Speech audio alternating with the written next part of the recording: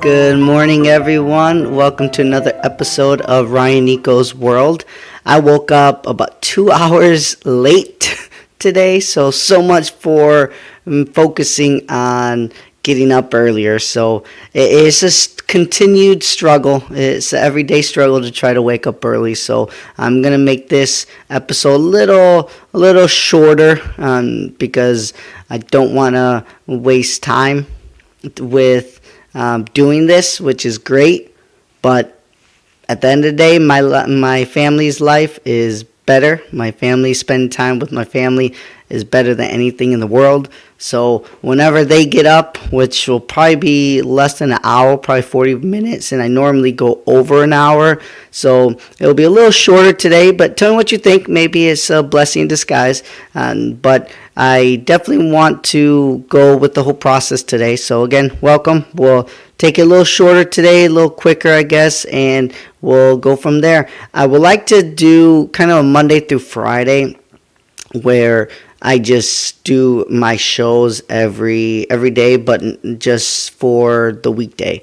So your weekends, I want to spend time with my family. So today's Friday, so Monday I'll most likely start up again, but the weekend I gotta cut the grass in our front yard and our backyard. So I got things to do on the weekends, and I still have to wake up early, so that's the fun part. But I got my coffee, so let's try another. So I forgot to put milk because I normally put just whole milk. Don't judge me, into my coffee, and then honey, and then a special roast from HEB. But I was like, I was curious. What if I don't put milk? Let's see if it tastes, and see how it tastes. And it tastes pretty good right now. I just tried it for the first time. So it's been a while. I've tasted black coffee before. I actually like it. But it just looks cooler. It gives me a memory of my mother when she put a lot of creamer in her coffee. So it looks literally very, very almost like a caramel color, light caramel color. And I like it. But me personally, I like black coffee. It's healthier. A little bit. It makes a taste difference, but it's not a crazy big difference where it's a game changer for me. So let's do a prayer. Name Father, Son, Holy Spirit. Amen. Our Father, who art in heaven, hallowed be thy name. Thy kingdom come, thy will be done on earth as it is in heaven. Give us this day our daily bread, and forgive us our trespasses, as we forgive those who trespass against us. And lead us not into temptation, but deliver us from evil. Amen. Father, Son, Holy Spirit. Amen. So we will talk about this, the 7 values lived by. I'm just going to read where it says, we did enthusiasm, then happiness. But before I might hold off until Monday to talk about the 4th part, which is happiness, because I had a fun experience this morning, or fun experience last night.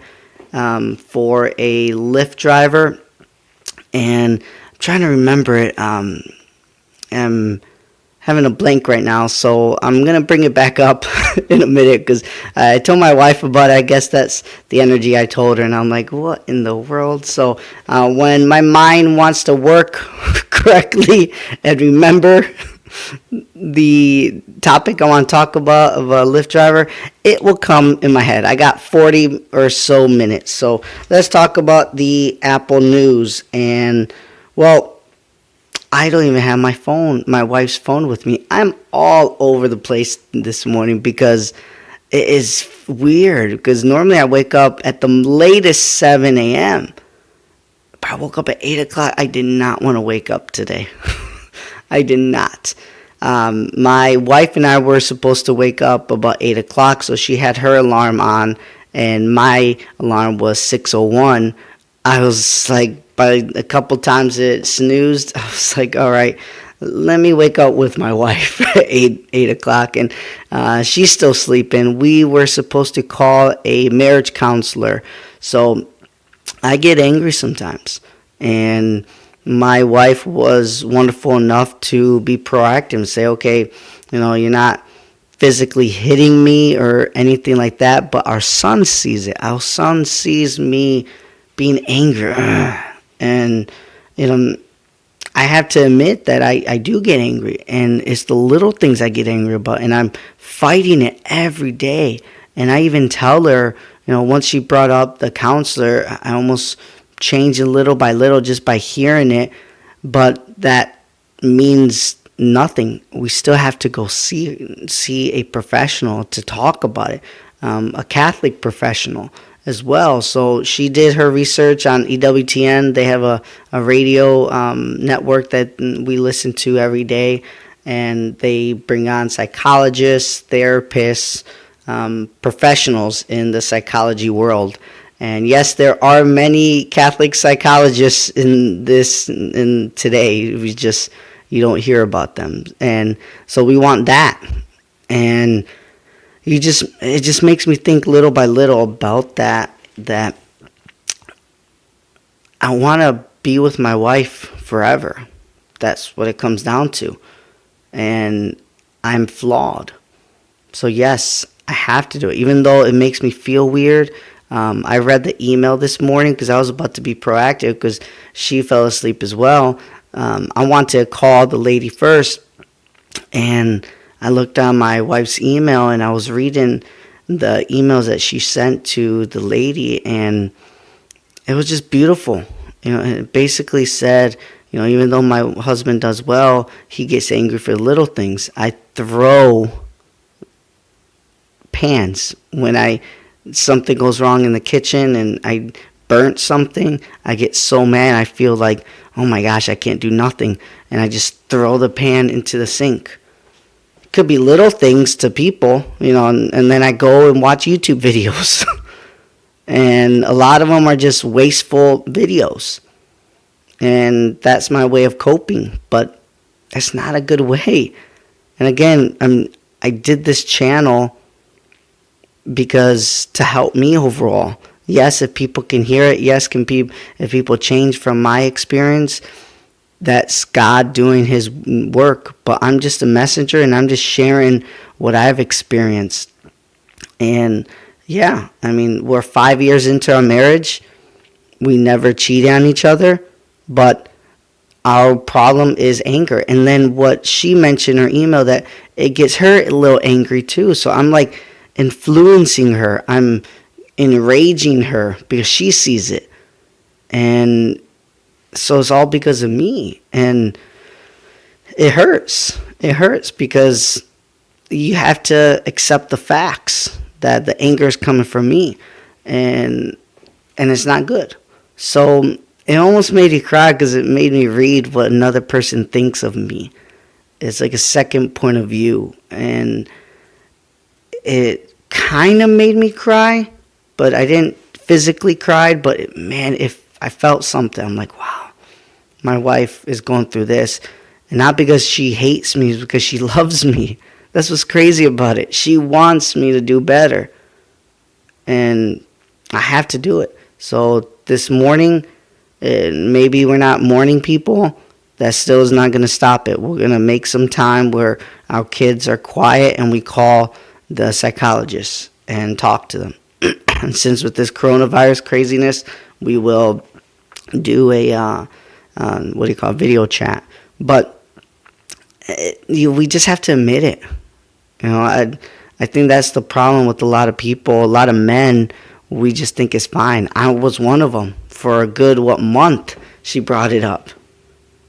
And what a coincidence she brings it up when I get angry and I do things. And it's like I'm realizing it little by little. But it takes time. It definitely takes time. So I hope,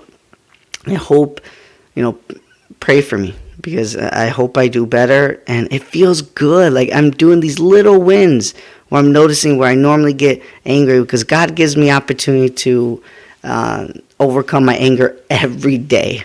And that's the way I have to look at it rather than blaming God. Like, why are you doing this to me, God? It's like, okay, I clearly conscious that you are giving me an opportunity because I'm about to get angry.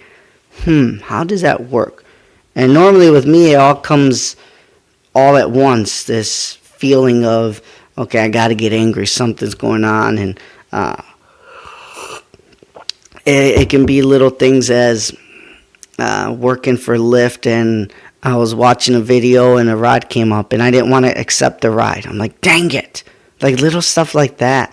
Or a person smells in the car and I'm like, oh my gosh. And all these little things. But no, you can't get angry. This is life. It's just life. So I think so many people get frustrated so much, but just a piece of it. That's all I want. And I can't do it on my own. 5 years into it, we see a little bit of disconnect. I want to better it. I do. So to my wife, if she's listening, I'm on board. And like I said, we're going to call later on today to talk about it, to see what it is. And so many excuses come. Oh, the cost, all these different things. But or they wouldn't understand. Let's talk to a priest, and all these little things that, yes, they're great and they're valid questions, but don't let that stop us. Don't. So that's the interesting thing. I'm trying to remember, man, I have a bad memory, I guess, of just one day. It came in my head. Gaming. So we talked about video games yesterday. A guy, I should say a young adult. He wasn't a kid, but he looks like he's not as, I would say, a mature adult. And I'll tell you why. So he talked about video games, just saying, how's your day? He was playing video games. He works at Pizza Hut. There's nothing wrong with working at Pizza. It's a very noble place to work at. And last time I checked, they pay you in green money. They put money in your bank account for work. So to me, that's a job. And you can even make a career out of it. So nothing against that. But how he dressed, like he didn't care about working. To him, he's already thinking that this job is just another crappy job. No, it's not. First off, it's not. I told him, I'm like, you can make you feel good as possible by one little thing. He was like, what? Tuck in your shirt.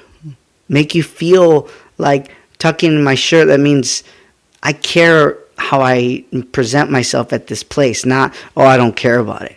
So those little things can change, I say. And I was like, I happen to sell suits, so I'm a big believer of, the value of first impressions, the value of how people judge you, the way you are dressed. And speaking of dressed, I have this red tie for my beloved Ohio State Buckeyes. Trump was actually in Clyde, Ohio, which was about 40 minutes or so from Toledo, where I was born and raised.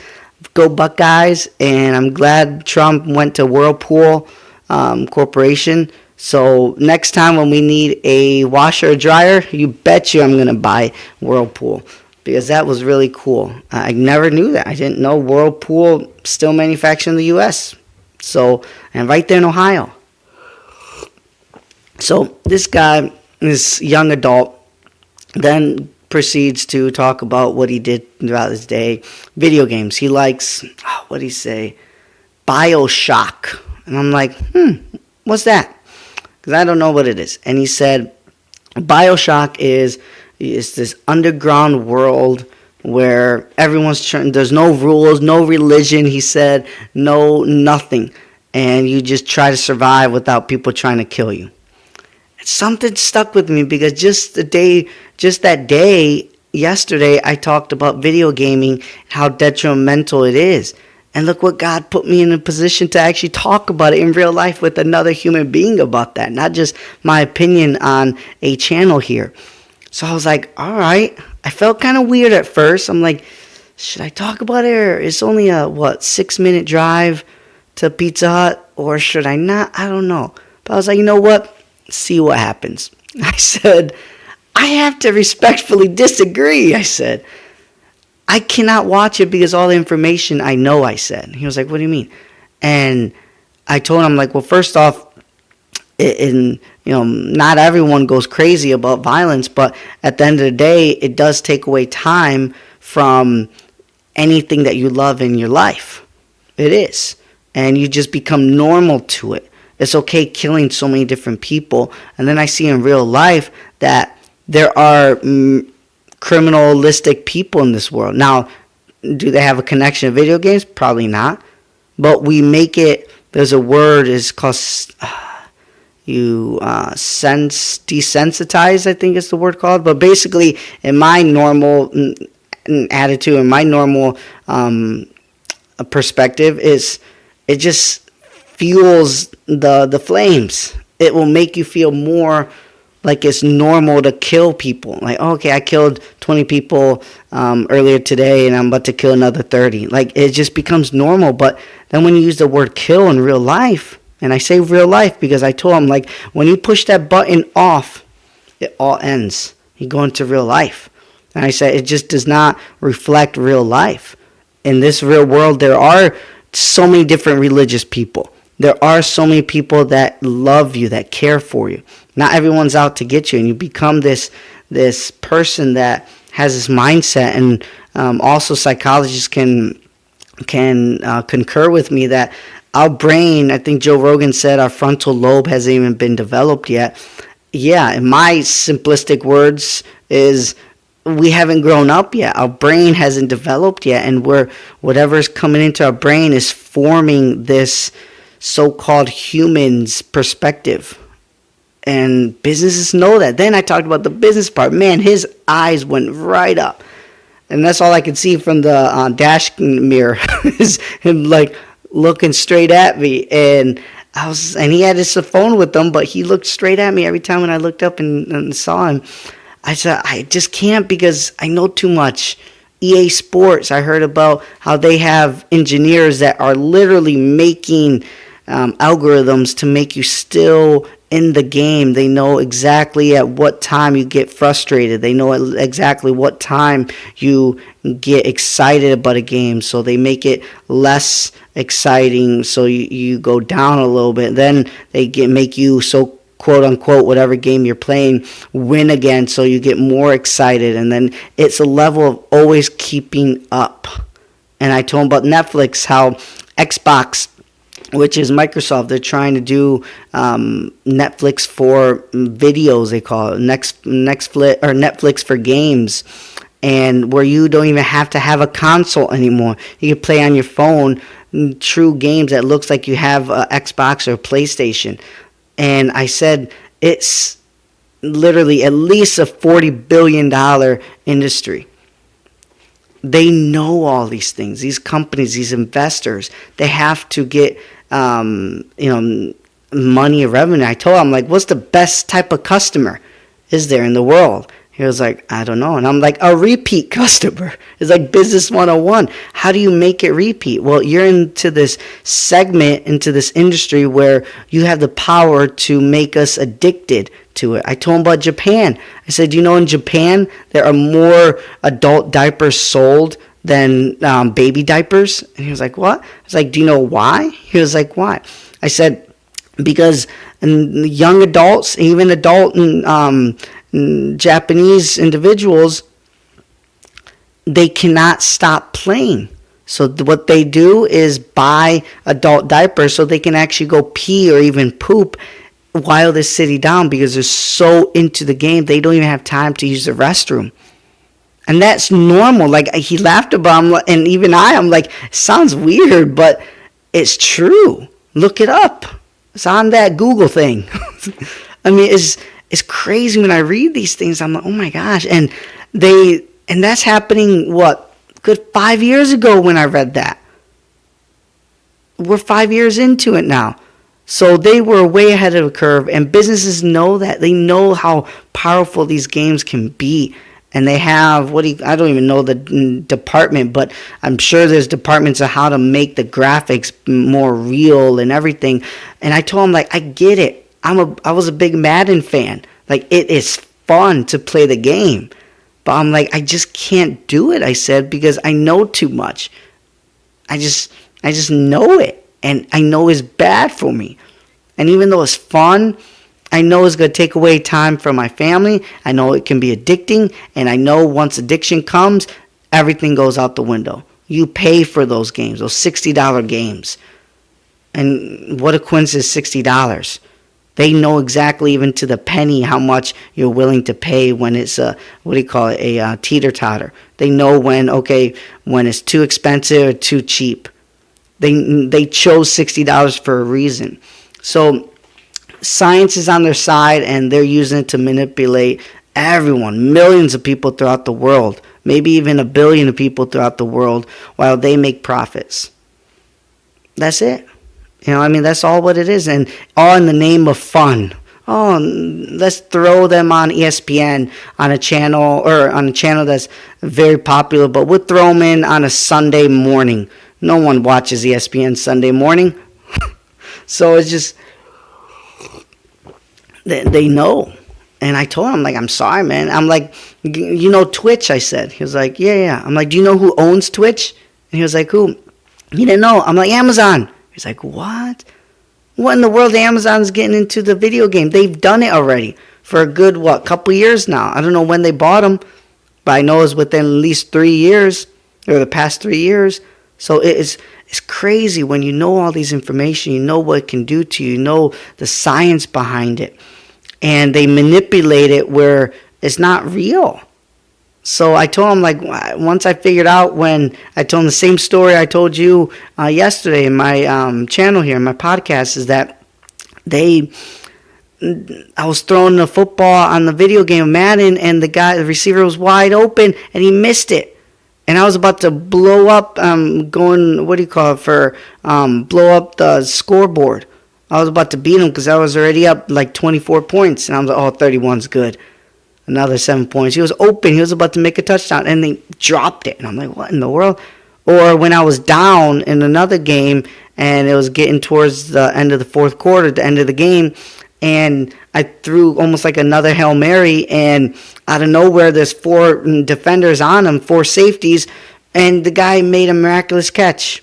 So it's just crazy. You got to ask yourself. That's when I start thinking, I'm like, this is not real. But again, once you get more into it, it just becomes numb, and you're like, okay, this is part of my life. So that's the part I'm asking you to be careful of. And that's what I told him. When you realize that it's just a part of your day, you're not productive, I said. Think about if you spent all that time into thinking of an idea to start a business. Now you're truly becoming a contributor of the society. But these games make you feel like nothing. And I bet you almost 99% or even 100% that I can make a good educated estimate. Almost all of them do not wear a suit and tie when they play games. It's your fun, casual. Okay, it's fun, it's exciting. Let's just maybe even flip-flops. So again, when you look at that part, that's all you care about is the gaming part, nothing else. And that's wrong. Like I said, being a man is to know that you're not the only one in this world. You have to take care of things that you love. You have to appreciate the things and the people that you love. And you have to work hard on helping them. And in return, they will help you as well. That's what a community is. But if we cannot do that, we don't have leaders, the community is going to break, then the city is going to break, then it gets bigger and bigger, and then look at our government, it's crazy. Then we depend on everything like food stamps and everything and don't work hard. Speaking of don't work hard, I'll mention a video I just watched real quick, and that's another problem, is I'm fighting it. There's some days I can take my phone to the bathroom, and I say no. There's some times where I even say no and don't even take it to the bathroom. Or there's some days where I give in. And I got to watch one YouTube. So pray for me. It's just simple videos. I like to watch conservative, your Ben Shapiro's. So I make that excuse in my head. It's a good educational video. In fact, I'm going to talk about one that I watched that I was in the bathroom. But still, I can watch another time. And the crazy part about it is the time. Literally. When I've done it where I haven't taken my phone into the bathroom, and on the toilet, of course, specifically, and I would get done with my bathroom break for within 5-6 minutes. But I notice whenever I take my phone in, I can stay there a good 30 minutes. I've done it a whole hour before. And again, everyone's sleeping. And I'm like, what in the world? Especially before this podcast. I'm like, what in the world? Did I just spend an hour? And I laugh about it. Then I stop. But there was my fix. So I had to stop it before. And I haven't done an hour in more than a month. I haven't done 30 minutes in more than 2 weeks. So I'm doing it little by little. And even today, I watched it maybe 10 minutes. So, and again, I use the excuse, but it's a good video. It's about conservatism, and we'll see. But pray for me because I know it's wrong, and I'm fighting for every man that's fighting it too. I'm doing this for everyone. So you can say there's a reason, or there's a possibility that a grown man like myself, who is 5'4", is capable of stopping it. So, that's a good taste without you. Taste like almost like a sweetness without the milk or the creamer. Interesting. I like it. Anyways, so what was his name? Tatum. So his channel is called the Officer Tatum Team. And then there's ABL. I forgot what his name. Anthony Brian Logan. Surprised I remember that. That's cool. That means he's a good guy. He has this is called ABL on YouTube. Our famous Jericho Green. I really like that guy. He's just real. He cusses, but all you have to do is watch it by yourself without your kiddos, but he's real. I like him. He's really good, and he records out of his car going to work every day. So it's a cool feeling. It was him, and then another new gentleman that I did not know, and I just subscribed. So these videos are great.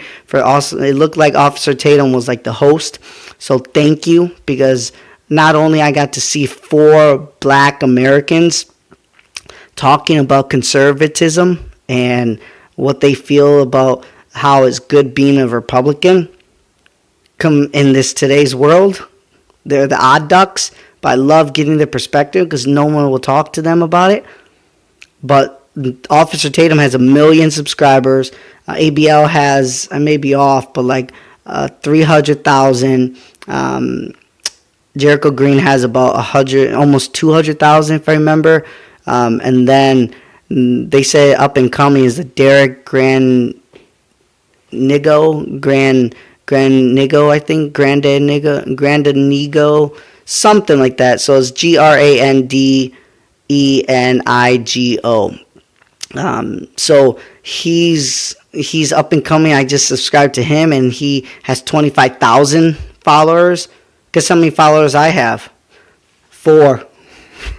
One of them is my business account, YouTube, and the other one is my wife. So the other 2 are friends that I know. So, and I haven't really shared it or anything. Like I said, it's not really getting the purpose of getting a lot of people. It's really just focusing me first on my life and how it can help me. And then again, once I can help myself, I can help others. So that's my game plan for this. But anyway, so that was a funny thing how all 4 of them were talking, and it was so cool. They talked about how Biden thinks that all black people are the same. I don't know if you saw that a day or 2 ago. Biden talked to like a group of, I think it was like specifically for black people organization, and then also for Hispanics. And he was like, unlike the African Americans, Hispanics are very diverse. So all black people are the same. I mean, so it's crazy, and they're talking about that, and it's true. They think that by having a guaranteed, almost like a joker, and like all aces in their pockets. Oh, black people always be the same. We'll have that ace in our pocket, and they'll vote for us. At least 90% of them will vote for us, and that's all we need. That's crazy. If you want to talk about identity politics, they are the ones that are exploiting blacks and even Mexicans. But the fun part about for Hispanics or Latinos, yeah, we're diverse. That's why it's hard to get us, because there's so many different kinds. But they still put us in one category, especially Mexicans. Look how the rapists, when he says, "Oh, they're sending the rapists," you weren't diverse. You didn't have a diverse mindset when he said the rapists. You thought all of them are rapists, and no, I truly believe that I know what he was talking about, because you see it, especially me as a Mexican American. I read about these things, but I have to search for it. It's not going to come up on my news feed. It's not going to come up on CNN. They're never going to talk about the dangers of the cartel, the dangers of people going crazy in Mexico, the dangers of Mexico. I just found this out about a year ago, and I'm 31 years old, that Mexico is illegal to have a firearm as an individual. What? It's just crazy. You're not allowed to have a firearm as a citizen of Mexico. You cannot. So all these cartels can have it. As far as I know, I think they're citizens. They're not Asians. They're not Canadians there. They're their own people, Mexicans. They're not allowed to use it. But if you're part of the cartel, have an abundance of machinery or artillery. Ridiculous. Give me a break. So all these things where you look at it, and then same thing how coyotes, the coyotes, the mules, whatever you would call it, they act like it's good people that are sending people across the border illegally. No, they're getting their money too. And a lot of times they rape these young women. I'm sorry, but, not sorry, but hate to admit it, that there are beautiful women in Mexico. My wife is one of them. They're beautiful women.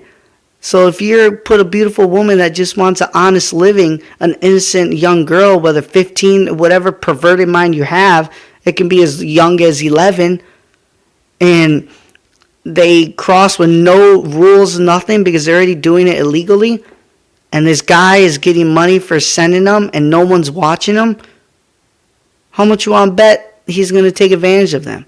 And they do. They do.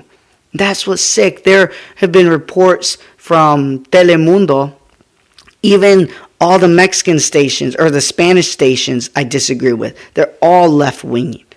That's why it's so hard to believe anything. But they actually said, and the reason why they said is for their own agenda, not for mine, which I'm about to say, but they do it so they can normalize it. But they reported that parents are actually giving their kids contraceptives for the journey. They know they're going to have sex. And I'm not talking about have sex willingly. I'm talking about rape. I'm talking about sexual abuse and even murder sometimes. So it's crazy, and they accept it. That's why they put their agenda so it becomes normalized. For me, don't. That's why I don't really feel bad about these people anymore. My own people, my own Mexican people. Because the parents are jerks. They never talk about that. I'm telling you, there's internet. You can get Skype. You can get WhatsApp. I can talk to my family in Mexico within a second. They can even push Zoom. So don't tell me there's no communication from Mexico to U.S. It can be in the ranches of Mexico, and they still have internet. And you can't tell me that they haven't said, don't come to U.S. because we have our own problems here. They don't even care about the poor here. And that's all across races. It has nothing to do with black people, Mexican people. It's whites, blacks, Asians, everyone that's poor. So we don't even care about our own people. What makes you think that women care about people that are not even from here?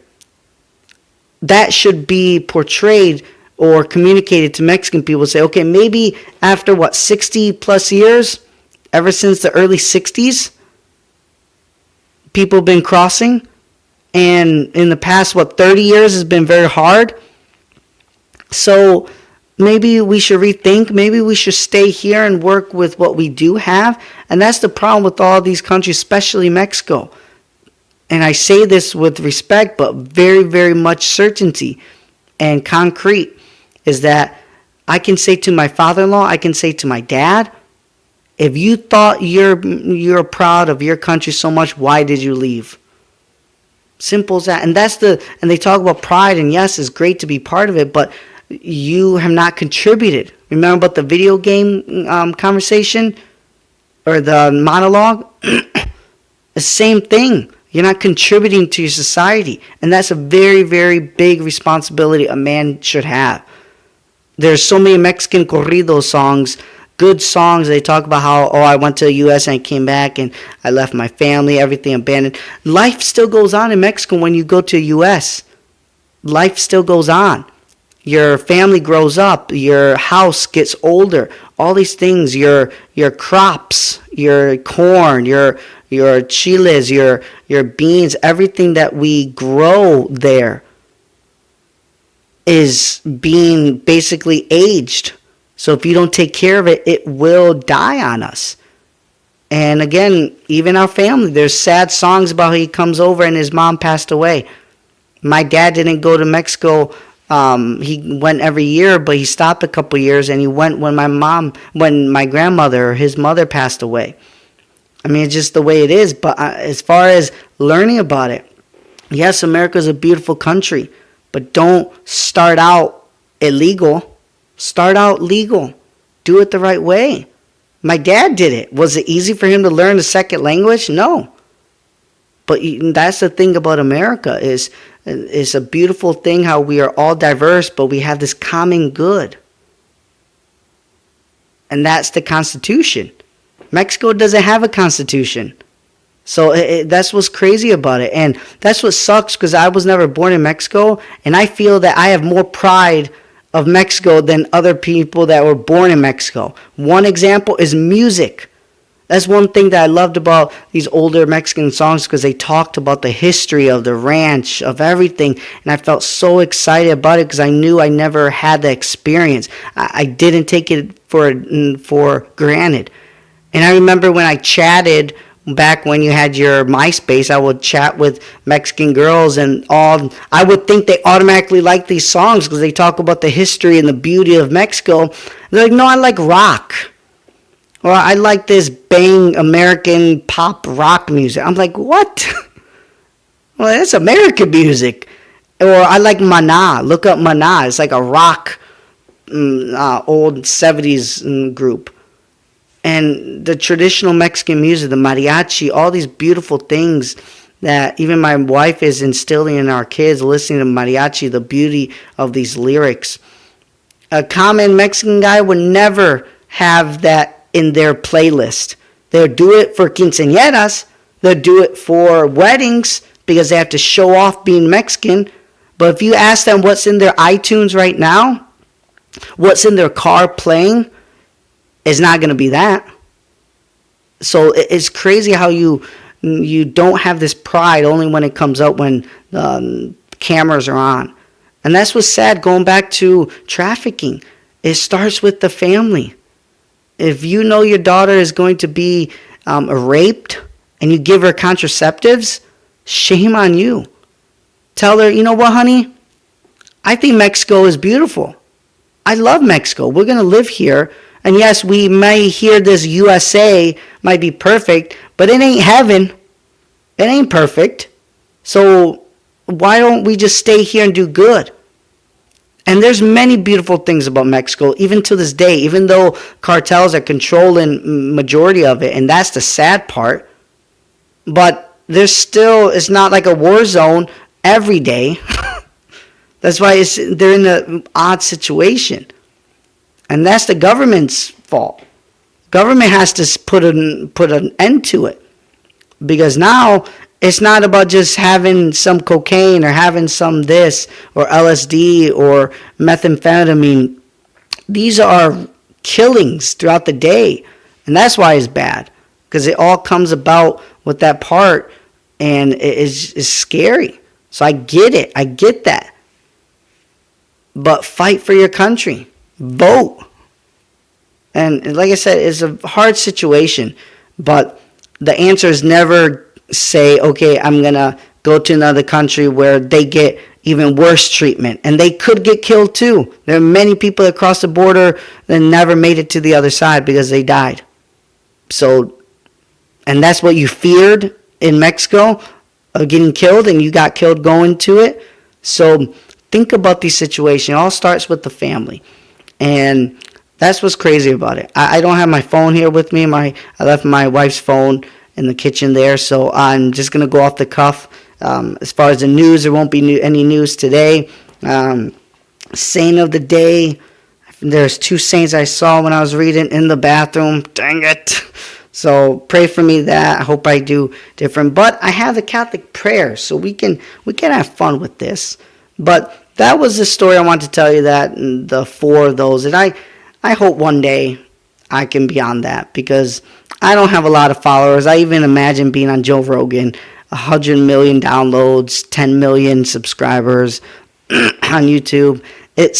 It'll be an honor, but I would just tell them, hey, I'm no expert.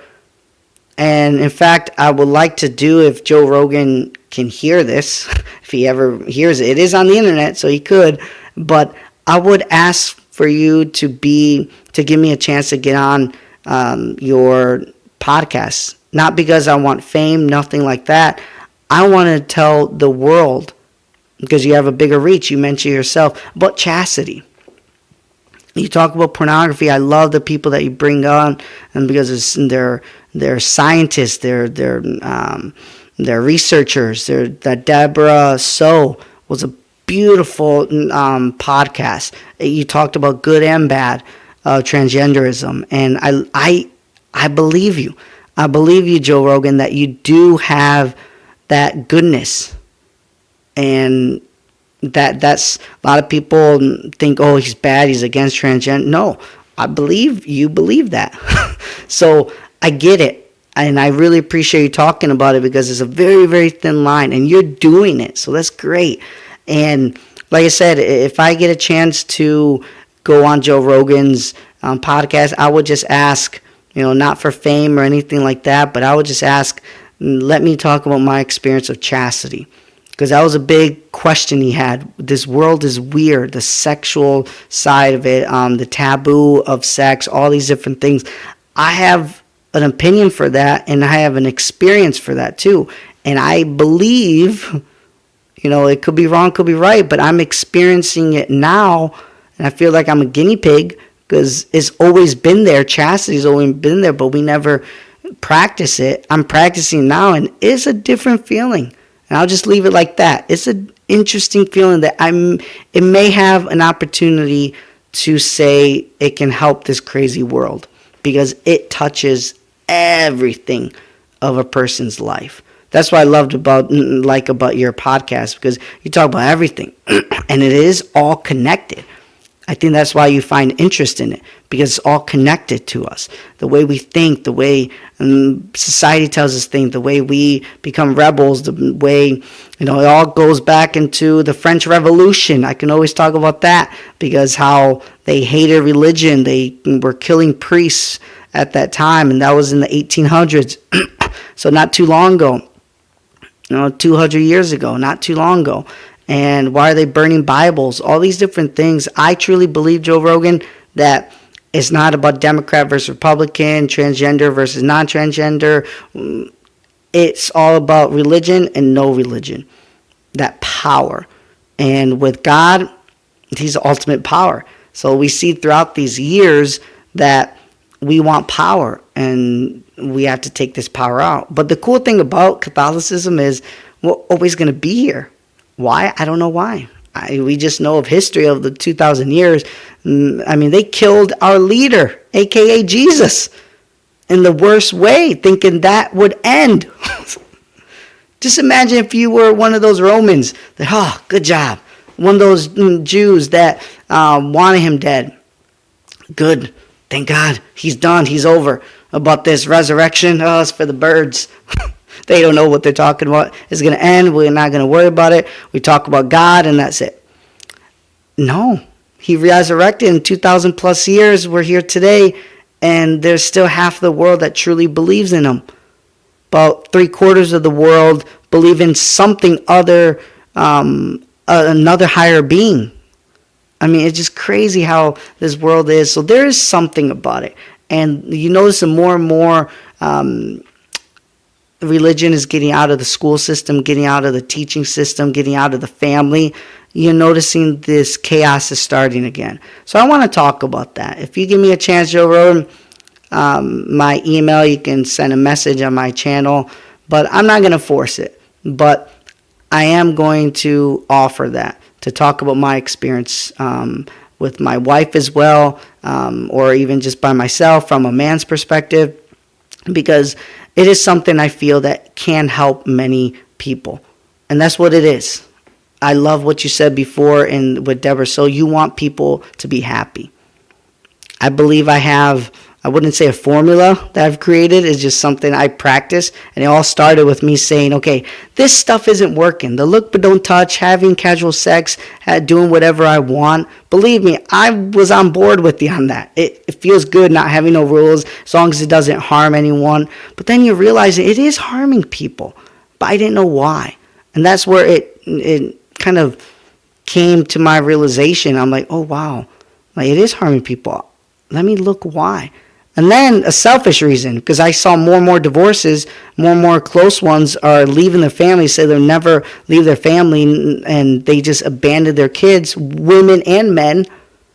And you ask yourself, I'm selfish. I don't want to be 40 years old, and my wife comes to me, and I'm sitting in the couch, and she says, I'm out of here. Don't love you anymore. Here's the divorce papers. Bye. I don't care what you do with the kids, or I take the kids. Either one. I don't want that. So it motivated me to learn, and then I happened to meet my wife who believes in that. So it's not a coincidence. So it just you need a push. And my wife was my push. And that's why I want to share this. And when I say push, I don't mean she was forcing it on me. She took a stance. That's what I mean by push. She made her stand and say, okay, you do whatever you want, but I'm not doing this. I'm like, dang, I either have to leave, and I don't know about you, but I'm a man that is not forceful on a woman like every man should be. So I'm like, crap, all right, what should I do? And that's how it started, my journey of practicing chastity. And I'd love to share with you even more in depth how that happened, the details of it, because that's what's missing right now.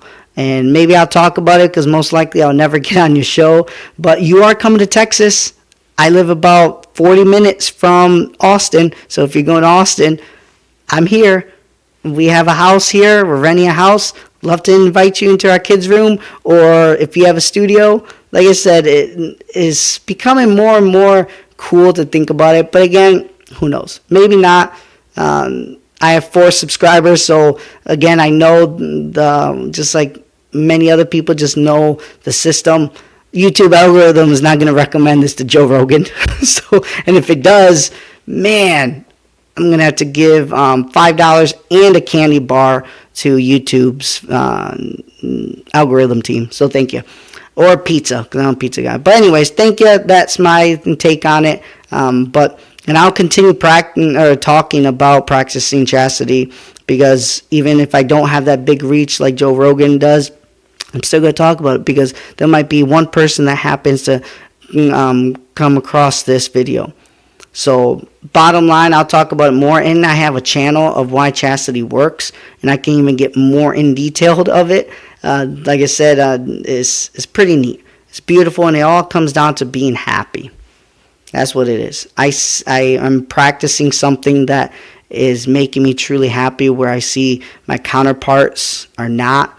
So why? And let me share it with them. If it makes them happy, that's all I want. If it doesn't, then I just used my voice for something, and that was it.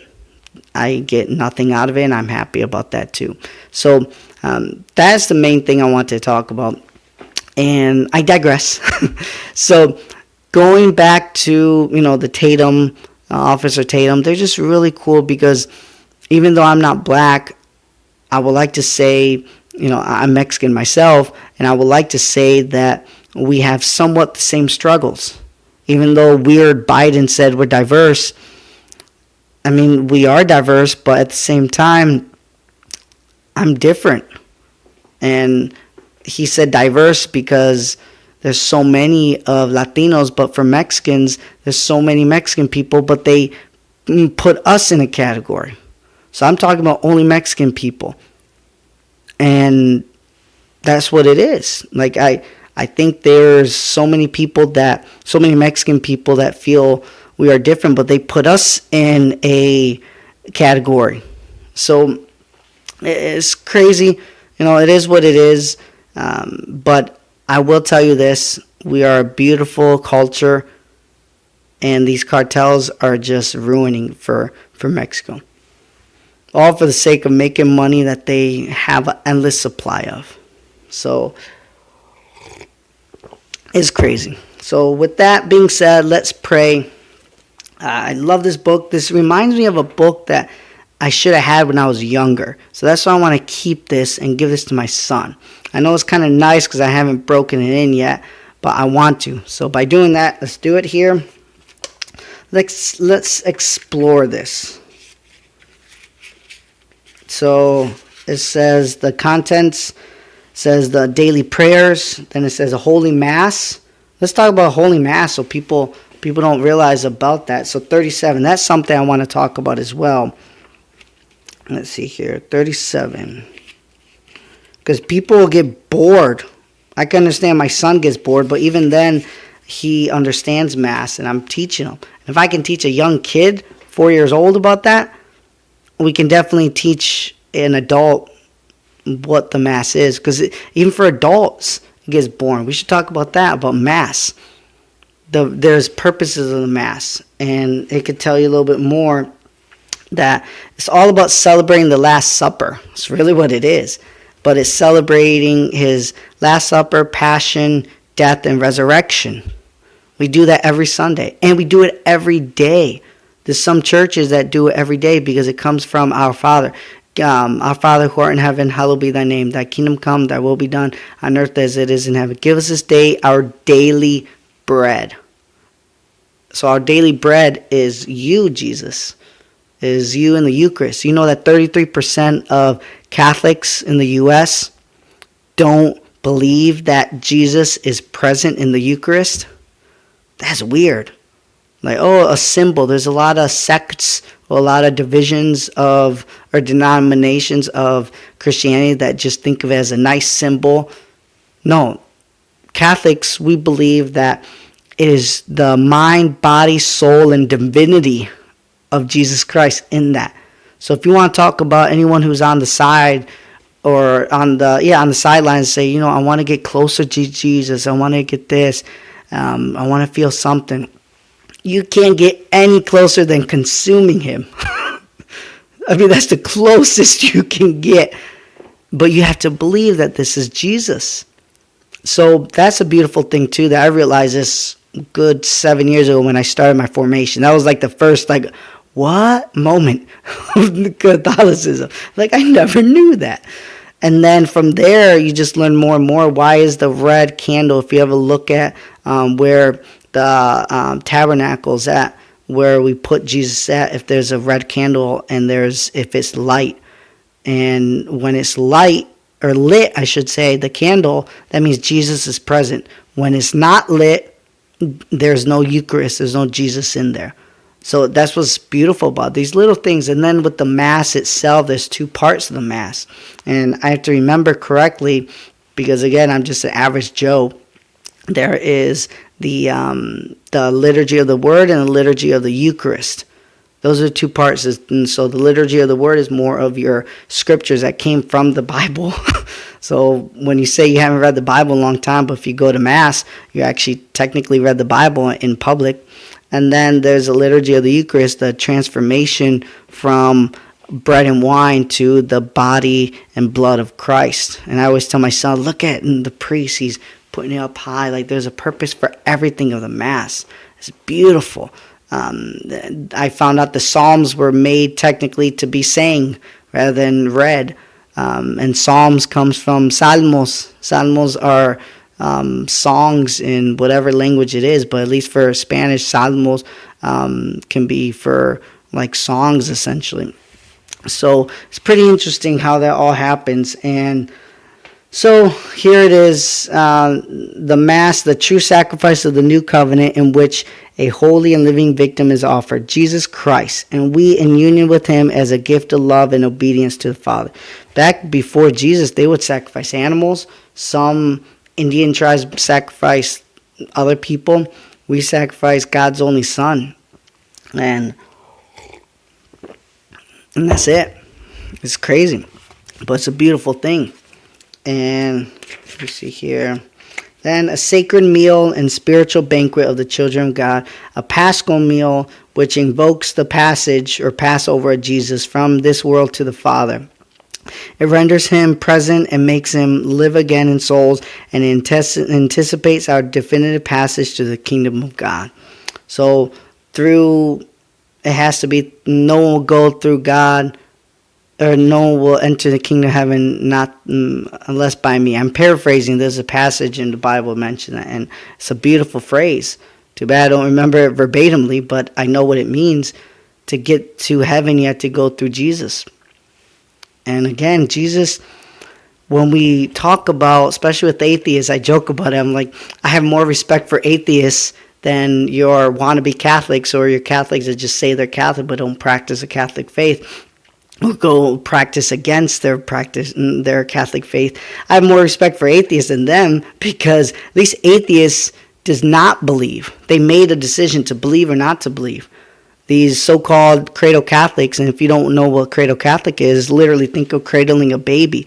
It signifies that your parents just taught you when you're a little baby, and you just never experienced your Catholic faith personally, so you have no rough experience of it, and just what your parents say. You never looked at it on your own. You never study it on your own.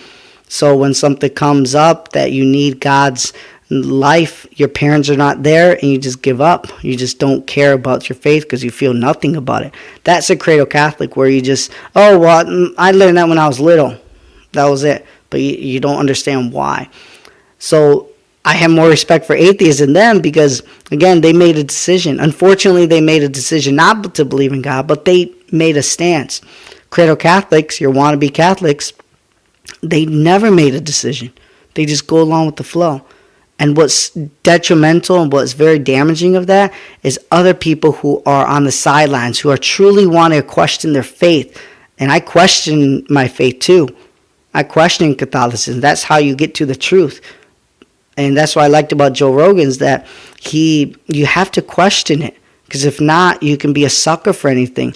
And there are a lot of suckers who were Catholics, even the Pope, who took advantage of things throughout the centuries. And not this Pope, Pope Francis. I'm talking about other popes throughout the years, how they say, oh, sleeping with other women is okay. And all these, I think it was Pope Leo, and all these things that can be perverted and against God.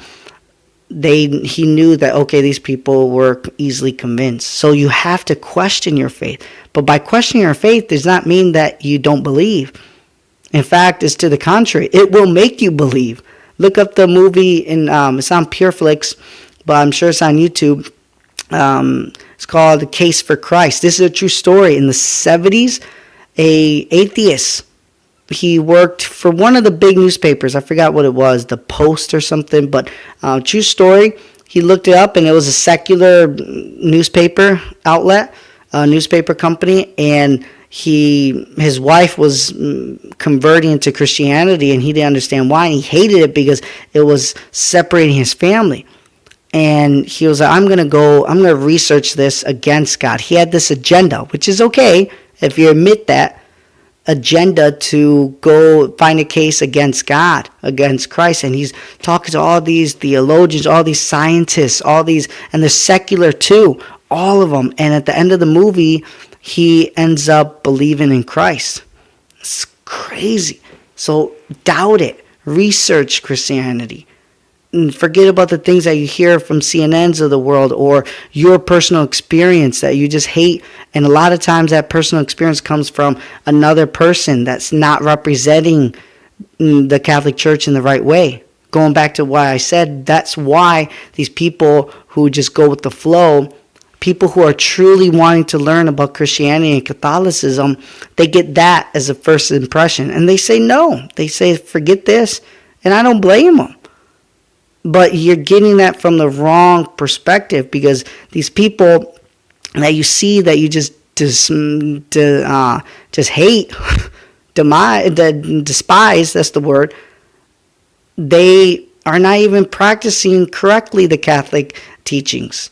So it's crazy. There's a lot of what people would say just a wannabe. And it's just sad, like I said. So that's why it's dangerous. So please, even Catholics who just went with the flow but never said a Hail Mary in over 10 years, or prayed the Our Father in over 10 years, and only went to Mass 4 times in the past 5 years, please learn more about it. There's so much stuff to learn about it. And learn with books, because on the internet it can be manipulative.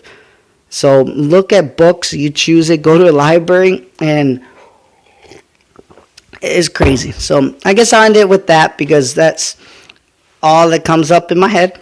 And I think the Mass, the order of Mass, this is what I was talking about. The greeting, and then, let's see here. Wow, this is what I love about it. Yeah, we'll talk about this towards the end. I hear my son walking over here, so I gotta go. Hope you guys have a good day. Enjoy today. It's Friday. Get a pizza. I might get Domino's tonight. I'm excited, and we will talk again. Have a good day.